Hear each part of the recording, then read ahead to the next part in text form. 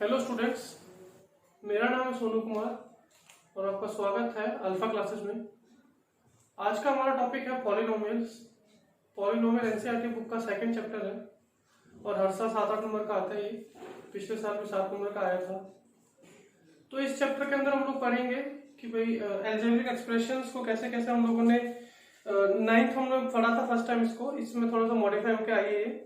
तो इस चैप्टर के अंदर क्या क्या पढ़ने वाले हैं हम लोग। पहली चीज जो पढ़ेंगे कि भाई पॉलिनोमियल्स होते क्या है, उनकी डेफिनेशन क्या है, उनका नाम का मतलब क्या है। दूसरा कि कौन कौन से इंपॉर्टेंट टर्म्स आते हैं पॉलिनोमियल के अंदर। तीसरा है टाइप ऑफ द पॉलिनोमियल, कितने तरह के टाइप है पॉलिनोमियल के, 3 तरह के टाइप होते हैं, इसको पढ़ेंगे। फिर आता है जीरोस ऑफ द पॉलिनोमियल, कि जीरोस की क्या सिग्निफिकेंस है, उनका रिलेशन क्या है और कैसे निकालते हैं इनको। थर्ड जो हमारा नेक्स्ट टॉपिक है वो है हमारा, इसकी सारे एक्सरसाइज करेंगे हम लोग, 4 एक्सरसाइज के अंदर। फिर कुछ इंपॉर्टेंट क्वेश्चंस आर.डी. शर्मा से रिलेटेड क्वेश्चंस करेंगे और लास्ट में करेंगे प्रीवियस ईयर के क्वेश्चंस। तो आइए स्टार्ट करते हैं। पॉलिनोमियल जो वर्ड है ये 2 वर्ड से मिलकर बना है। एक है हमारा पॉली, जिसका मतलब होता है मैनी, एंड एक है हमारा नोमियल, जिसका मतलब होता है उसके बहुत सारे मतलब है। तो उसको ग्रुप बोल सकते हैं हम लोग, उसको टर्म्स बोल सकते हैं हम लोग, और कई केसेस में नंबर्स भी बोलते हैं इसको हम लोग। और हिंदी में इसका अनुवाद होता है बहुपद, यानी कि जिसके बहुत सारे पार्ट्स हैं। तो मेनी टर्म्स या मेनी पार्ट्स या मेनी ग्रुप्स, कुछ भी बोल सकते हैं इसको हम लोग। आइए इसकी डेफिनेशन पढ़ लेते हैं एक बार। Polynomial it is a mathematical expression है जिसमें एक या एक से अधिक एल्जेब्रिक टर्म्स आते हैं।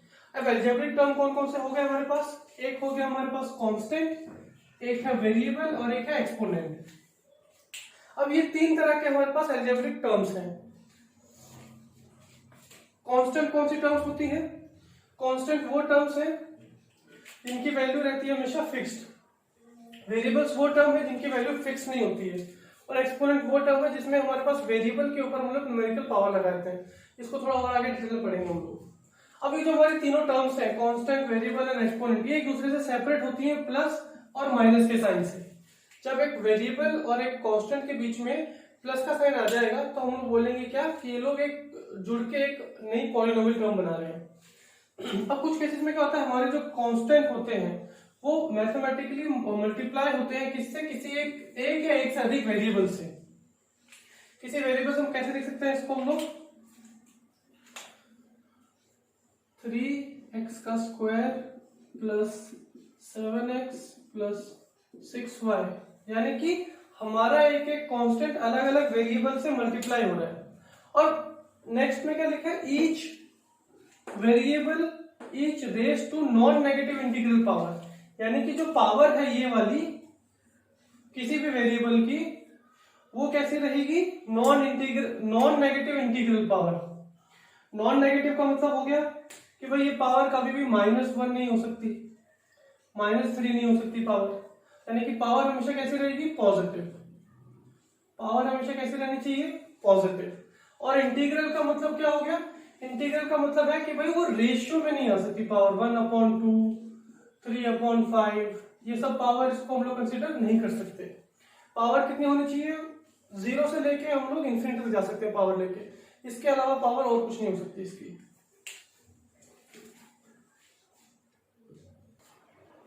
चलिए तो एक बार देख लेते हैं कौन कौन सी कंडीशन है कि वो एक पॉलिनोमियल बन सकता है या नहीं बन सकता। पहली कंडीशन क्या है कि जो वेरिएबल है वो कभी भी डिवीजन में नहीं जा सकता। डिवीजन में नहीं जा सकता क्यों, क्योंकि अगर इसको हम लोग इस तरीके से लिखेंगे 2 divided by y plus 7y is equal to 0, तो ये एक पॉलिनोमियल नहीं है।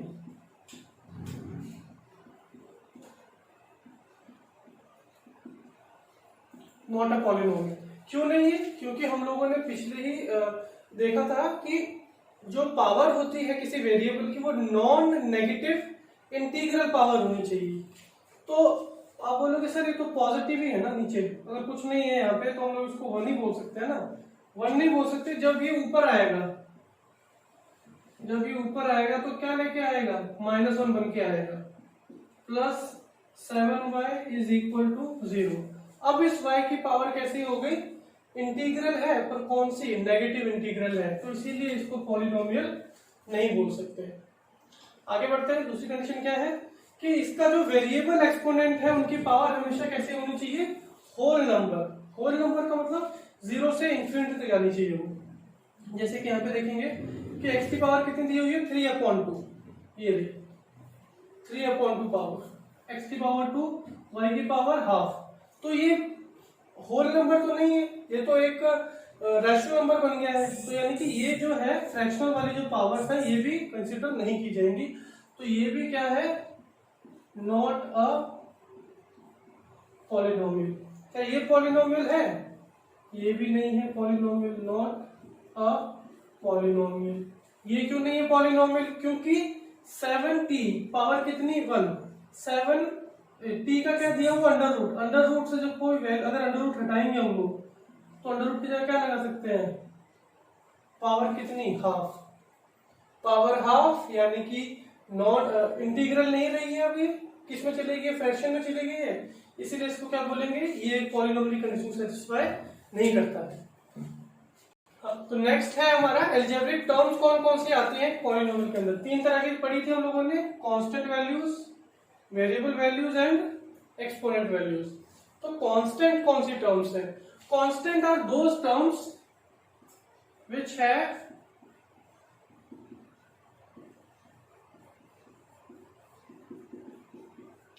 Fixed value.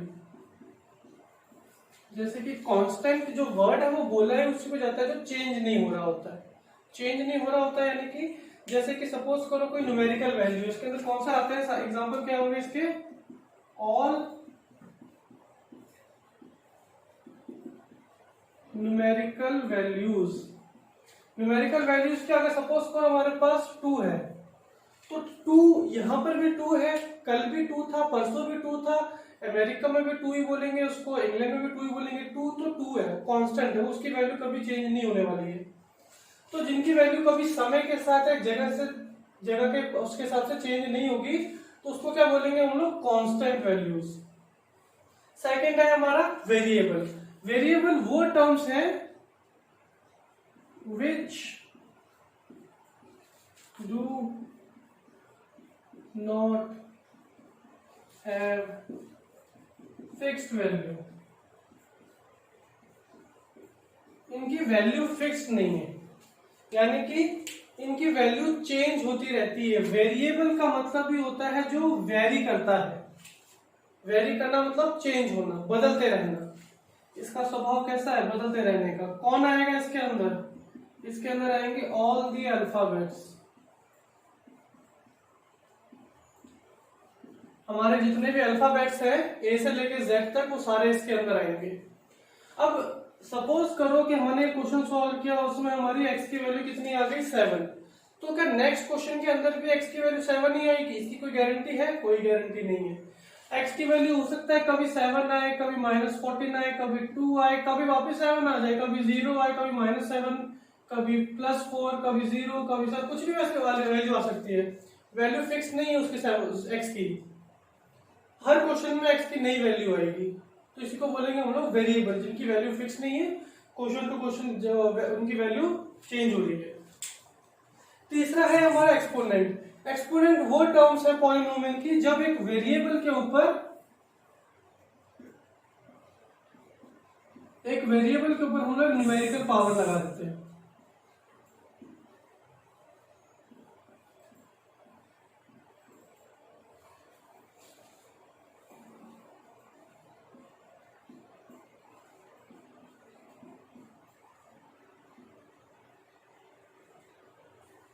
ये कुछ एग्जांपल्स हैं, जैसे देखेंगे x, y, z एक वेरिएबल है, उनके ऊपर पावर क्या लगी 2, 14 एंड 4।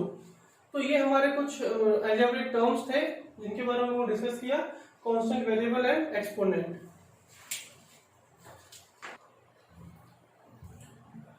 हाँ, तो अब नेक्स्ट टॉपिक है हमारा इंपॉर्टेंट टर्म्स कौन कौन सी है पॉलिनोमियल के चैप्टर के अंदर। पहली जो सबसे इंपॉर्टेंट टर्म आती है कोफिशिएंट। क्या होता है कोफिशिएंट? वो फैक्टर है, मल्टीपल फैक्टर, यानी कि वो मल्टीप्लाई होगा किससे, किसी भी वेरिएबल के सामने लिखे जाने वाला कोई भी मल्टीपल फैक्टर हो सकता है, वो कांस्टेंट हो सकता है, वेरिएबल हो सकता है, वो एक्सपोनेंट हो, कोई भी टर्म, कोई भी अलजेब्रिक टर्म जो किसी वेरिएबल के सामने है और उस वेरिएबल का हम लोगों ने पूछा है कोफिशिएंट। जैसे एग्जांपल समझते हैं इसको, what is the coefficient of x in the following polynomial, यानी कि x के साथ में जो भी फैक्टर x के अलावा वहां पे होगा उसको कोफिशिएंट माना जाएगा उसका। जैसे यहाँ पे देखते हैं a में 7x plus 3y plus 5 equal to 0। यहाँ पे x कहाँ है, ये रहा x। x के साथ में मल्टीप्लाई में कौन सा फैक्टर है, एक कांस्टेंट है, कौन सा 7। तो क्या लिखेंगे, कोफिशिएंट ऑफ x इज 7, यही है भाई। अब इसमें देखते हैं x 7x cube plus 6x square plus x plus y. Coefficient of x चाहिए, यानी कि यहाँ पे x की पावर कितनी होगी 1, तो हम लोग को यहाँ पे भी 1 वाला ही चाहिए। एक्स स्क्वायर अलग चीज है x से, x क्यूब अलग चीज है x से, ये तीनों टर्म आपस में ऐड नहीं हो सकती हैं, ये तीनों टर्म बिल्कुल अलग है एक दूसरे से। तो कोफिशिएंट ऑफ x चाहिए हम लोगों को, कोई नंबर नहीं है साथ में, तो कितना मान लेंगे हम लोग, 1 मान लेंगे उसको। तो यहाँ पे क्या हो जाएगा, कोफिशिएंट ऑफ x इज 1। आगे बढ़ते हैं, यहाँ पे x स्क्वायर है, y स्क्वायर है, 7 है, x नहीं दिख रहा मेरे को, हम लोग को कोफिशिएंट ऑफ x चाहिए। वापस से बोल रहा हूँ, x स्क्वायर x क्यूब ये तीनों टर्म्स अलग अलग हैं, यहाँ पे x स्क्वायर तो है पर x नहीं है, तो हम लोग क्या मान लेंगे कि भाई सपोज करो साथ में हम लोगों ने प्लस में था, जरूर प्लस में क्या था, एक टर्म और थी हमारे पास, x की ही टर्म थी और उसका कोफिशिएंट क्या था 0, x की टर्म थी उसके साथ में बगल में क्या था कोफिशिएंट 0, 0 इंटू एक्स, ये पूरा कितना बन जाएगा 0, और इस इक्वेशन के अंदर 0 ऐड करेंगे तो कोई बदलाव तो आने वाला है नहीं। तो हम लोग को क्या समझ में आया कि अगर किसी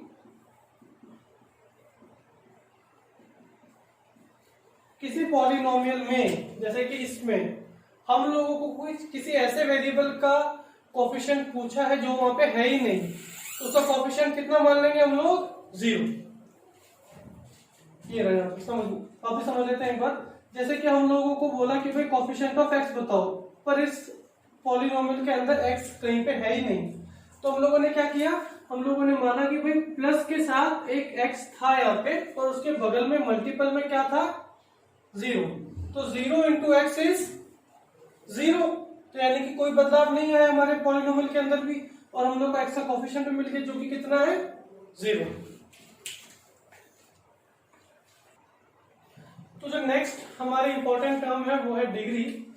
तो डिग्री का हम लोग देखते हैं क्या बोलती है, वो है highest power of any variable, यानी कि किसी भी वेरिएबल के ऊपर जाने वाली हाईएस्ट पावर को हम लोग डिग्री बोलेंगे उस पॉलिनोमियल की।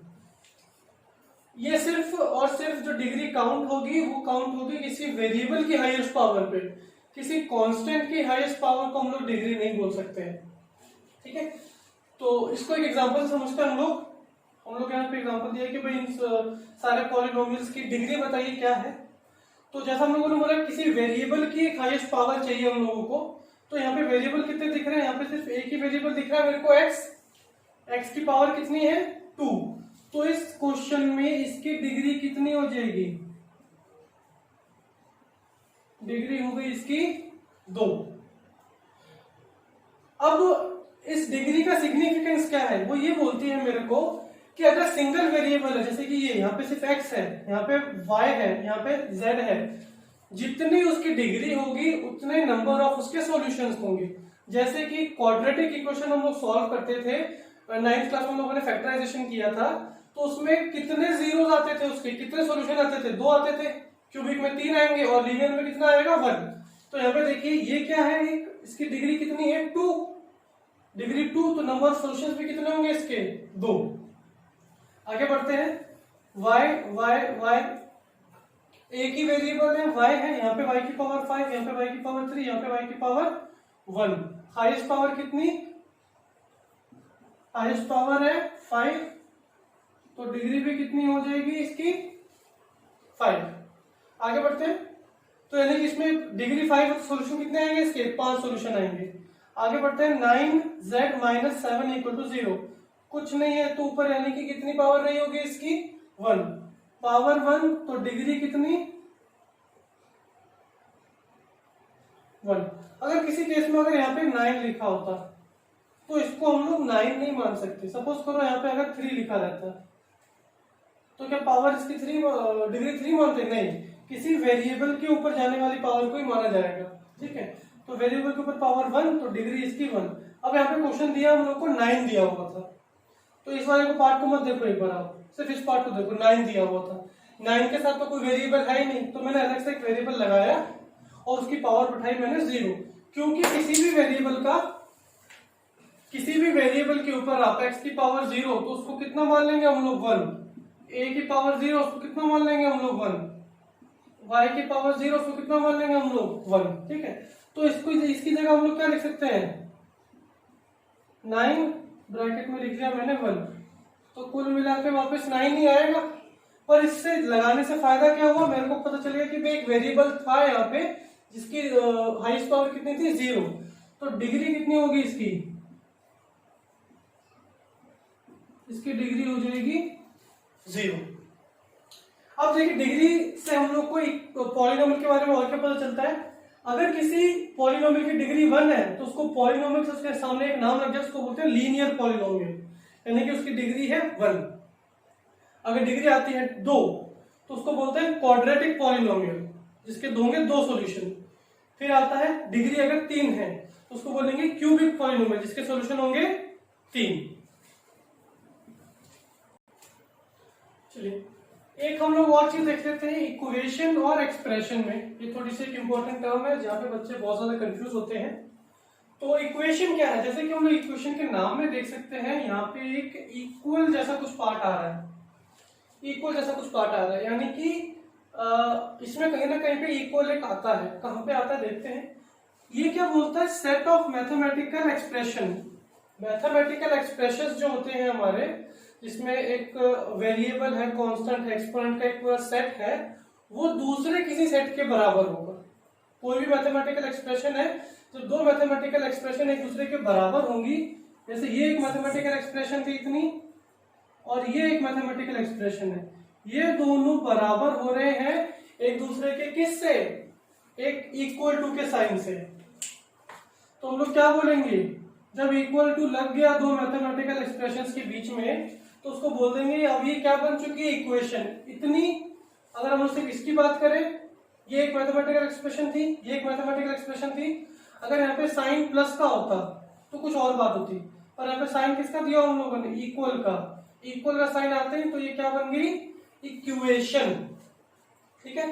अब जो हमारी इक्वेशन होती है उसके कुछ सॉल्यूशंस होते हैं, जैसे कि भाई इसको हम लोग इधर उधर ट्रांसफर करेंगे, फिर क्वाड्रेटिक इक्वेशन बन जाएगी, क्वाड्रेटिक इक्वेशन को हम लोग सॉल्व करेंगे।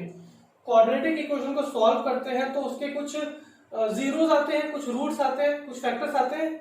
वो डिपेंड किसके ऊपर करते हैं कि उसकी डिग्री कितनी है। हम लोगों ने पीछे पढ़ा कि भाई अगर ये इक्वेशन है तो इस 7 को हम लोग इधर लेके आ सकते हैं, प्लस का 7x इधर आएगा, माइनस का 7x हो जाएगा। ये -3 है, इधर आएगा इक्वल के, तो कितना हो जाएगा, प्लस का 3। और जब हम इसको सॉल्व करने जाएंगे तो हम लोगों को कुछ सॉल्यूशंस मिलेंगे। कितने सॉल्यूशन मिलेंगे इसके, 2 सॉल्यूशन मिलेंगे। क्यों, क्योंकि सिंगल वेरिएबल है, x x x, वेरिएबल एक है, डिग्री हाईएस्ट पावर 2 है, हाईएस्ट पावर 2 यानी कि सॉल्यूशन में कितने आएंगे, 2। अब ये either it can be true और इट कैन बी फॉल्स, ठीक है। तो जैसे कि हम एक एग्जांपल ले लेते हैं, x² + 7x + 12 = 0। ये हम लोगों ने एक एग्जांपल ले लिया। इसमें x की वैल्यूज कितनी होंगी, या तो -3 या -4 जो सॉल्यूशंस आएंगे। अब इस ट्रू और फॉल्स कैसे होंगे, अगर आप -3 बैठाओगे यहाँ पे तो कितना आ जाएगा, ये -3 का स्क्वायर आएगा 9, ये कितना आएगा। तो ये ट्रू और फॉल्स कैसे हो सकते हैं, एक एग्जांपल लेते हैं हम लोग यहाँ पे, x² + 7x + 12 = 0। तो इसमें जो x की वैल्यूज आएंगी वो क्या क्या आएंगी, -3 आएगी और -4 आएगी। यानी कि जो इसकी वैल्यूज हैं, जो इसके रूट्स हैं, उनके लिए ही ये ट्रू होगा। बाकी कोई भी नंबर हो, इन दोनों के अलावा बहुत सारे नंबर हो, सारे नंबर्स के लिए ये कैसे हो जाएगी, फॉल्स हो जाएगी। कैसे? -3 का स्क्वायर कितना होगा, -3 का स्क्वायर होगा 9, यहाँ पे कितना आएगा 21, 12 इक्वल टू 0, कितना हुआ 21, यानी कि 0 इक्वल टू 0, यानी कि ये वैल्यू कैसी हो गई, ट्रू हो गई। अब यहाँ पे अगर हम +3 बिठाते, +3 का स्क्वायर 9, तो यहाँ पे +3 इंटू 21, तो कितना आता है ये 42। 42 इज नॉट इक्वल टू 0, तब ये वैल्यू कैसी हो जाती है हमारी, फॉल्स हो जाती है। तो इक्वेशन या तो ट्रू हो सकती है या फॉल्स हो सकती है। ट्रू किसमें होगी, जो उसके रूट्स हैं, जो उसके जीरोस हैं, जो उसकी वैल्यूज हैं, उसी के लिए ट्रू होगी। फॉल्स किसके लिए होगी, उन सारी वैल्यूज के अलावा, जो उसके रूट्स के अलावा जितनी भी वैल्यूज हैं उनके लिए, सारी वैल्यूज के लिए कैसी हो जाएगी, वो फॉल्स। अब बात करते हैं एक्सप्रेशन की। एक्सप्रेशन क्या है, वो एक छोटा सा फ्रेगमेंट है किसी स्टेटमेंट का, जो एक न्यूमेरिकल वैल्यू के लिए स्टैंड करता है। यानी कि एक न्यूमेरिकल वैल्यू को हम लोग तोड़ तोड़ के उसको हम लोग एल्जेब्रिक फॉर्म में लिख सकते हैं। ठीक है, जैसे कि यहाँ पे देख लीजिए, जैसे कि मैंने यहाँ पे एक एक्सप्रेशन लिख दी है। अब इस एक्सप्रेशन को क्या कर सकते हैं, हम लोग सिंप्लीफाई करके छोटा कर सकते हैं कि भाई 7 को यहाँ मल्टीप्लाई कराया, फिर 2 से मल्टीप्लाई कराया, 4x square minus 7x minus minus हो गया, ये माइनस और ये माइनस है, दोनों मल्टीप्लाई होकर कितने हो जाएंगे 14, plus x square plus 4x minus 7। अब जो x स्क्वायर और x स्क्वायर ये एक ही कैटेगरी के हैं, ये जुड़ जाएंगे। यहाँ पे प्लस का x है, यहाँ पे प्लस का 4x है, ये जुड़ गए। -7x प्लस का 4x, यानी कि माइनस प्लस कितना हो जाएगा, 4 में से 7 घटेंगे तो माइनस का 3 बचेगा, 14 में से 7 घटे तो कितना बचा 7। अब यहाँ पे अब ये देखो, इट हैज न्यूमेरिकल वैल्यूज, यानी कि उसमें क्या था, ट्रू और फॉल्स था, कि ट्रू कब होगा, उसके रूट होगा तो ट्रू होगा, अदर वैल्यूज के लिए फॉल्स होगा। पर यहाँ पे कोई भी वैल्यू पुट करो आप -∞ से +∞ तक कोई भी वैल्यू पुट कर लो, सारी वैल्यूज के लिए ट्रू ही है, यानी कि न्यूमेरिकल वैल्यू आपको दे देगा। कभी भी ये गलत नहीं बताएगा आपको, क्योंकि किसी गलत बताने के लिए किसी से कंपेयर नहीं कर रहे हैं इसको हम लोग। यहाँ पे वैल्यू पुट करो, आंसर आ जाएगा आपका।